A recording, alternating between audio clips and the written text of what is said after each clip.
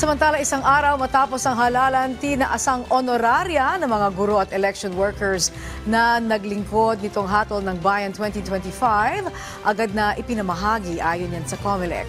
Si Luisa Erispe sa sentro ng balita. Nagsimula ng mamahagi ng honoraria ang Commission on Elections sa mga gurong nagsilbing electoral boards nitong Hatol ng Bayan 2025. Mula May 13, in cash na itong ipinamamahagi sa mga guro. Kailangan matapos ang pamamahagi ng honoraria sa loob ng 15 days. Kaya panawagan ng COMELEC sa mga teacher, kung maaari, kuhanin na ang kanilang service payment. Dapat po maibigay namin ang honoraria within 15 days. So kami po ay nakikiusap na makipag-coordinate po kayo sa inyong principals nang sa gayon hanggat maaari po, hanggat maaga maibigay na namin ang inyong honoraria. Naglalaro sa 8,000 hanggang 12,000 pesos ang ibibigay ng COMELEC. Kasama na rito ang idinagdag na honoraria ni Pangulong Ferdinand R. Marcos Jr. na 2,000 piso kada guro o poll worker. Naging 12,000 yung para sa ating board chairperson.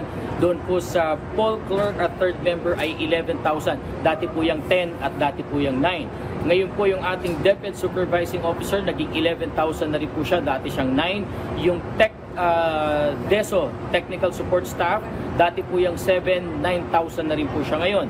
Yung dati pong support staff sa school na tumatanggap ng 6,000 ay 8,000 na po siya. Pinuri naman ng COMELEC ang mahigpit na seguridad sa bansa nitong nagdaang eleksyon. Batay kasi sa huling report na tinanggap nila, walang hinaras na guro nitong nagdaang hatol ng bayan.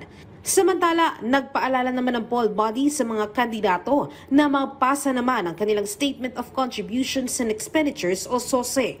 Dahil kapag hindi nagsumiti ng SOSE, kahit naproklama na, ay hindi makakaupo sa pwesto. Hanggat hindi ka nakapag-file ng iyong SOSE, kahit makapag-oath of office ka, hindi ka makapag-a-assume ng office mo hanggat walang pruweba na nakapag-submiti ka sa COMELEC ng SOSE. Wala na itong extension. At hanggang June 30 lang ang deadline. Personal dapat ang pag-file ng Statement of Contributions and Expenditures at kung saan sila naghain ng kanilang Certificates of Candidacy. Luisa Erispe para sa Pambansang TV sa Bagong Pilipinas.